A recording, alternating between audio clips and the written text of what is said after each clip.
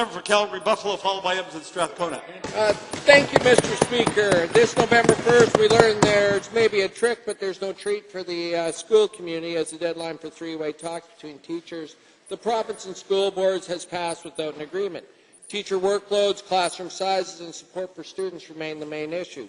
To the Minister of Education, given teachers are working longer than ever under worse conditions, can you tell us why you and the school boards won't consider some kind of cap on working hours for teachers?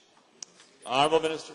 Mr. Speaker, I think that's a great question, and we've had long discussions with the ATA and the SBA, and I've been in many schools talking with teachers, and what I can tell you is a hard cap on how many hours a teacher can work throughout the week, 31 hours is the request.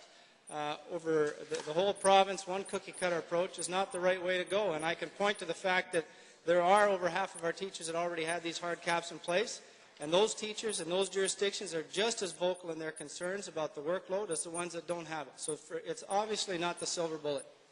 Honourable Member. Well, obviously you know that's classroom teachers, not the overall workload. But one of the reasons given why there will be no discussion on this is the fact that rural school boards are already suffering a shortage of school teachers, and they feel any discussion on this will even impact them further.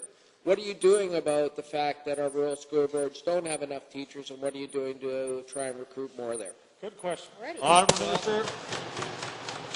Mr. Speaker, just to clarify, we are talking about the overall workload. The 31 hours is 23 hours of instruction and 8 hours of assignable time. That's the parent-teacher interviews, that's the staff meetings, that's the supervision and all those pieces that are in that workload. And I do sympathize with teachers because they have a real challenge today with the diversity in the classroom and all the skills that need to be kept up with respect to technology and the collaboration that we expect or hopes to be done.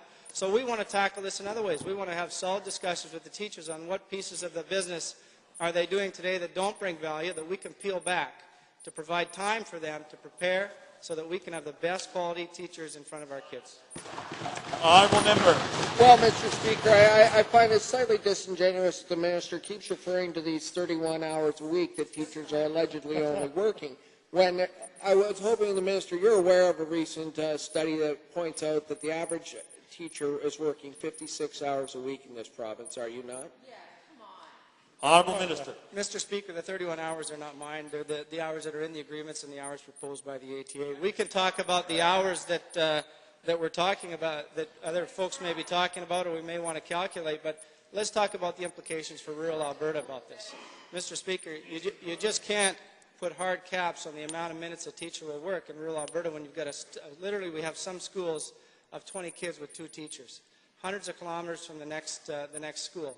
How do you manage a workforce that way? With 100 kids in one school and a half a dozen teachers, how do you get a teacher to come in 0.3 of a job, 5 subjects, over the course of a year in situations like that? Rural schools will close.